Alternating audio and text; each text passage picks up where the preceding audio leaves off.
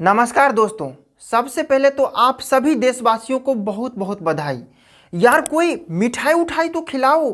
विदेशों में अपना काला धन बढ़ रहा है। हम लोग तो ये सोच रहे थे कि भारत लगातार बहुत तेज़ी से गरीब होता जा रहा है। यहाँ बेरोजगारी लगातार बढ़ रही है।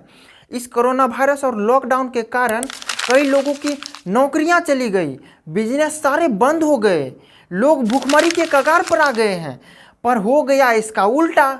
खबर यह है कि एक रिपोर्ट आई है जिससे ये पता चला है कि विदेशों में पड़ा हम भारतीयों का काला धन 20,000 करोड़ के पार चला गया है। यह पिछले 7 साल में नहीं, पिछले 13 साल में सबसे ज़्यादा है। एक बार फिर से सुनिए, यह पिछले 7 साल में नहीं, पिछले 13 साल में सबसे ज़्यादा है।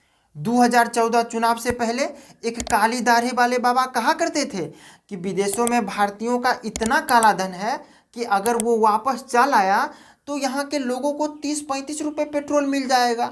एक सफ़ेद दाढ़ी वाले बाबा हैं जो 2014 चुनाव से पहले कहा करते थे कि भारतीयों का इतना ज़्यादा काला धन विदेशों में पड़ा है कि अगर वो चल आए तो 15-20 लाख तो यूं ही सभी के अकाउंट में मिल जाएगा। उन्होंने नोटबंदी भी की, पर हुआ क्या? हो गया उल्टा। बिना सोचे समझे नोटबंदी के कारण देश की अर्थव्यवस्था बर्बाद हो गई और इन दोनों बाबाओं की लाइफ बन गई। एक की राजनीति चमक गई और दूसरे का बिजनेस चमक गया।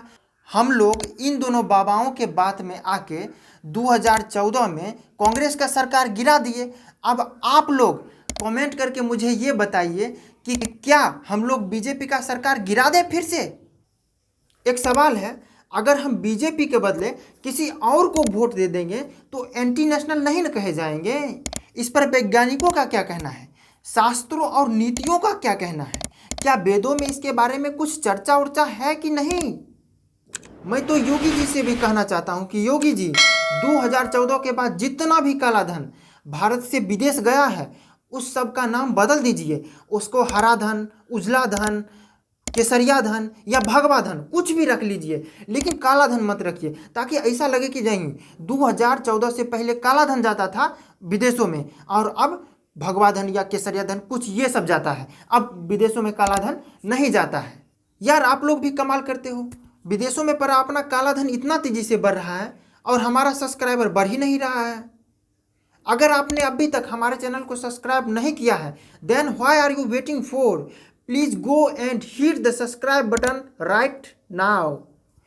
ये समझ लो, ये काला धन वापस आ जाएगा। 50 साल तक हिंदुस्तान को कोई टैक्स लगाने की जरूरत नहीं पड़ेगी। हर वस्तु की कीमत 30 से 50% कम हो जाएगी। हमारा सबसे बड़ा फायदा ये होगा कि फिर पेट्रोल आपको 70 रुपए खरीदना नहीं पड़ेगा। फिर कितने में मिलेगा पेट्रोल? पेट्रोल का बेसिक प्राइस मूल्य कितना है उसका?